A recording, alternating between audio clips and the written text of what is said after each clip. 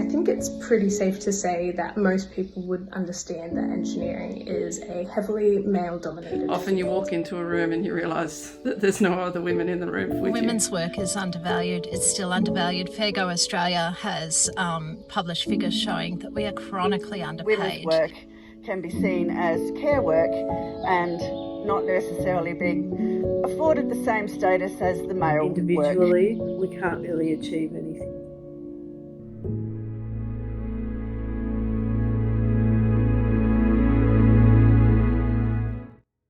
Usually in pretty male-dominated areas and male-dominated fields, there is, at least in my mind, the need to have to prove yourself a bit more than a man with the same level of experience, especially very early career.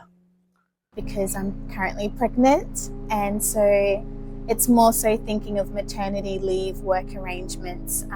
In the department that I am in, which is virology, we do shift work, so we work from 7 a.m. through to midnight, and so it's more so the challenges around that and family planning. Working in a system not built for you can be exhausting.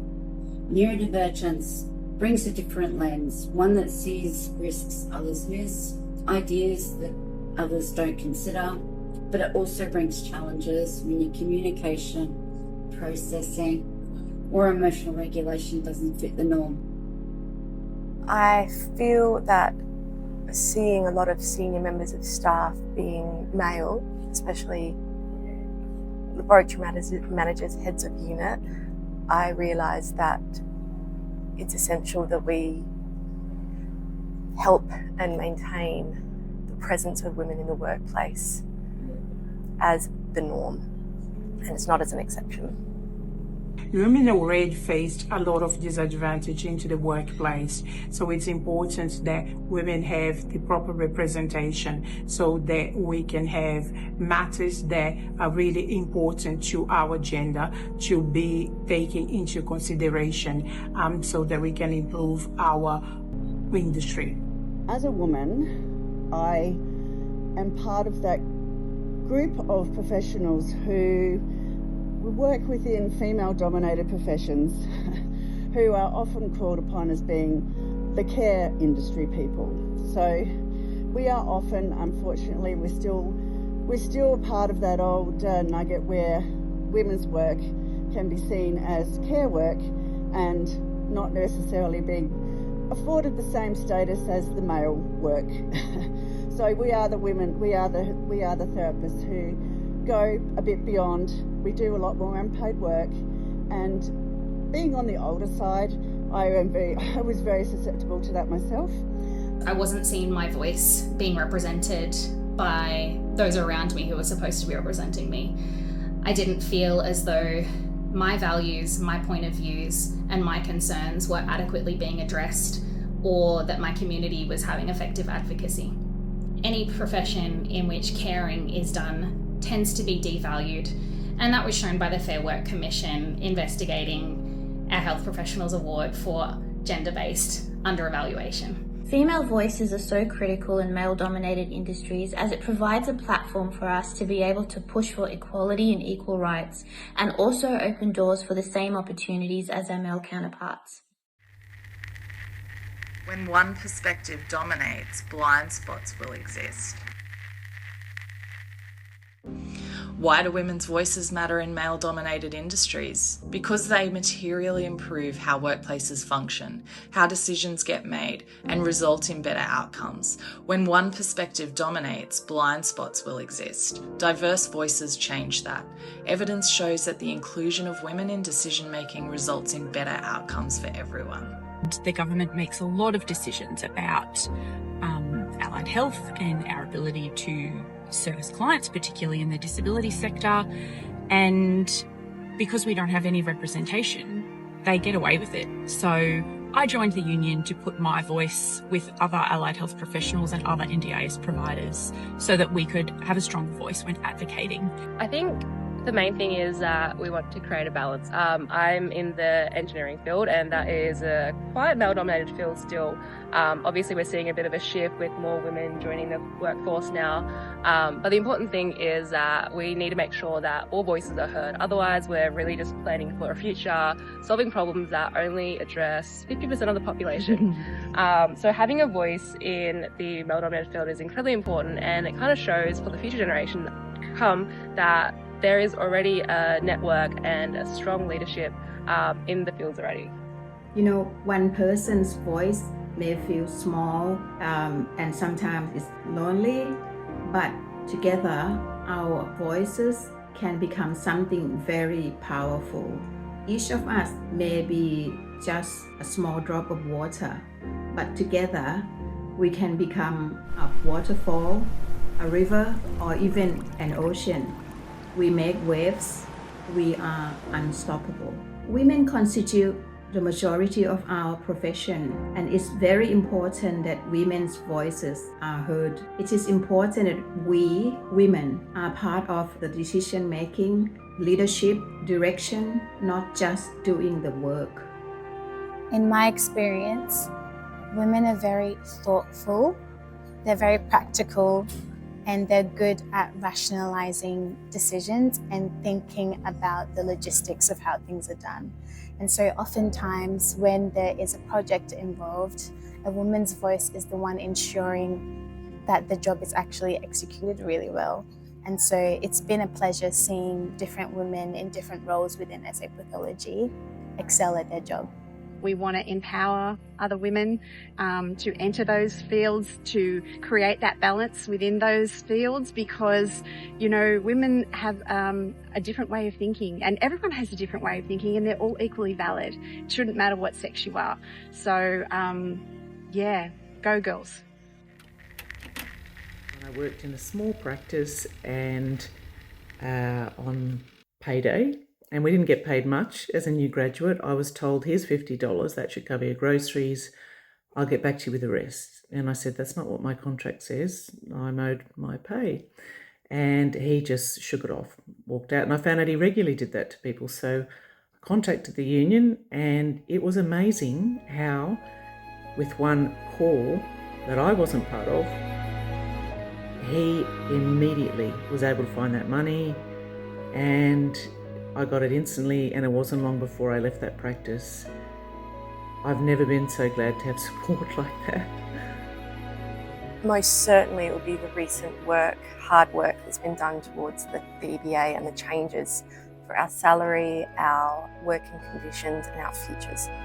It's been fantastic effort, securing us a pay rise and the hope that we can get further improvements down the road is fantastic.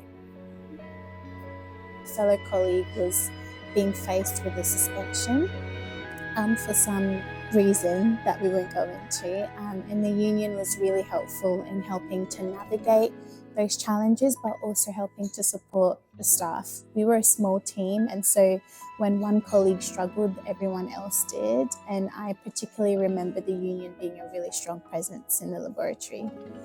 So currently in the office in which I work, we have on my story about 2 women's toilets and quite a few more men. That wasn't a huge issue when we had a smaller female workforce, but I've been happy to see that workforce increase, but it does now mean we actually have a lack of toilets.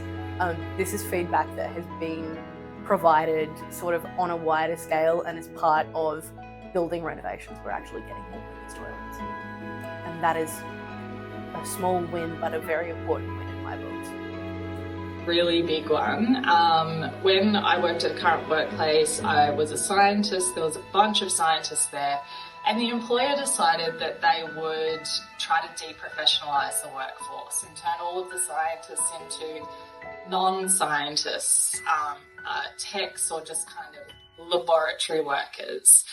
And a lot of people were really worried about that for obvious reasons, and we engaged with Professional Australia, who got behind us and saw the issues around professionalisation, and we started a campaign. And one of the things we did out of that was The union basically said to us, hey, if you want to, we can go to the commission and we can get a scoping order so that you scientists can have your own agreement and make your own decisions about your own workplace conditions. And that was amazing. It took some work, it took a lot of input from organisers and the director here at PA, but we won. We won the scoping order. We won it on the day the commissioner came out and gave the decision, which is pretty unheard of.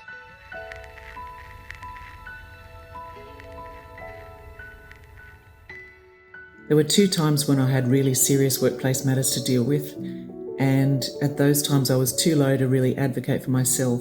And I won't forget the 2 women who stood with me and helped advocate for me and reminded me that the employer was watching and that I did have rights, and I was able to resolve those things and protect my rights, and it gave me my voice back.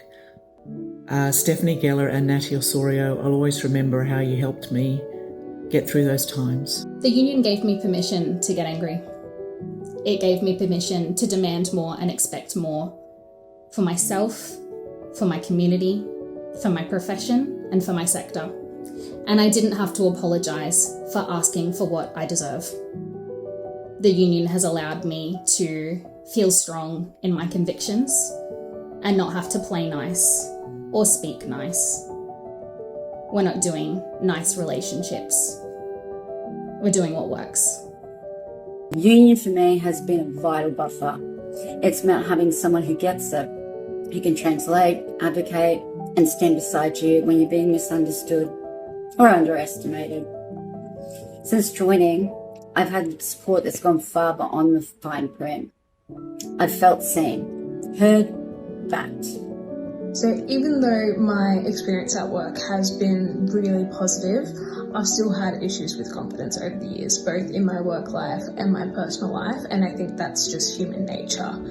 But I didn't realise how much the union had actually helped me work on this confidence and improve this confidence. So joining this union has shown me that as women, we can still care, we can still provide fabulous therapies and supports to kids, families and communities, and we can also be paid fairly and recognised equally for doing that work.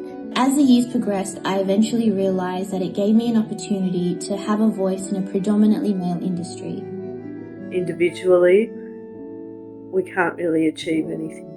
So we do need to do this together for the benefit of ourselves, for the profession, and for the non-English speakers who need our services, and also for the clinicians and lawyers and judges and everybody else who requires these services of interpreters to do their job properly.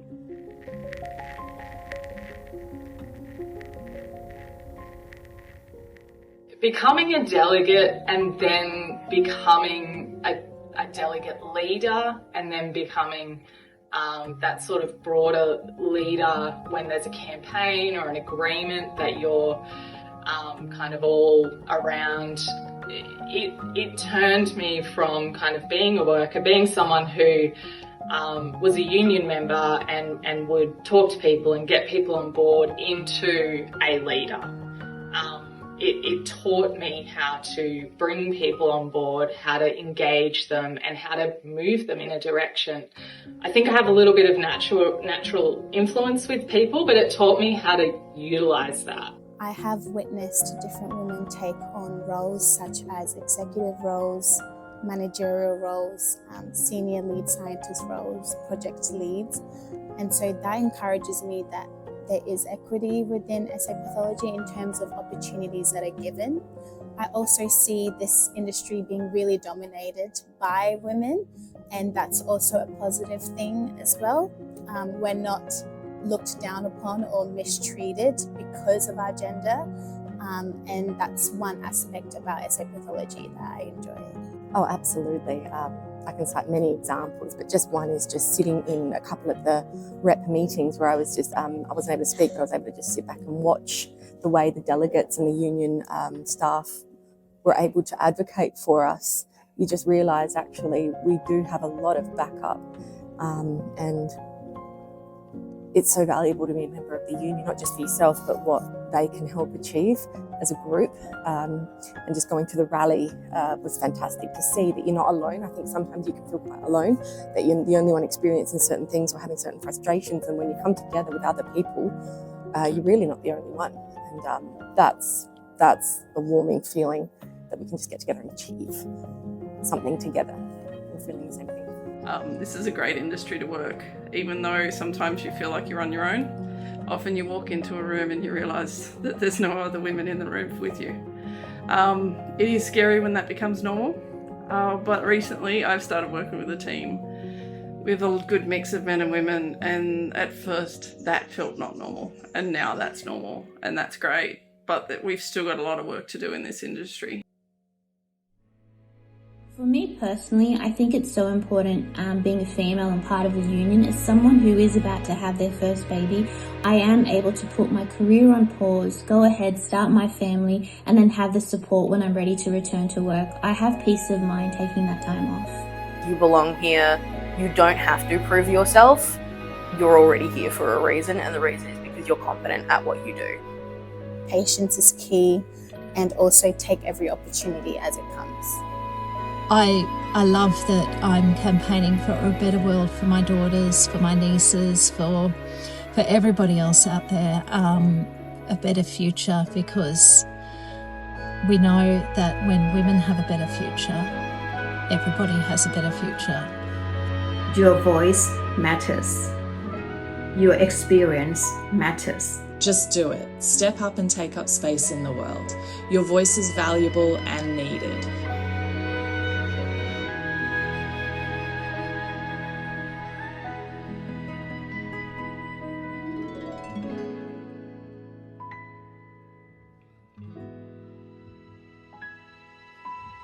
Individually, we can't really achieve anything.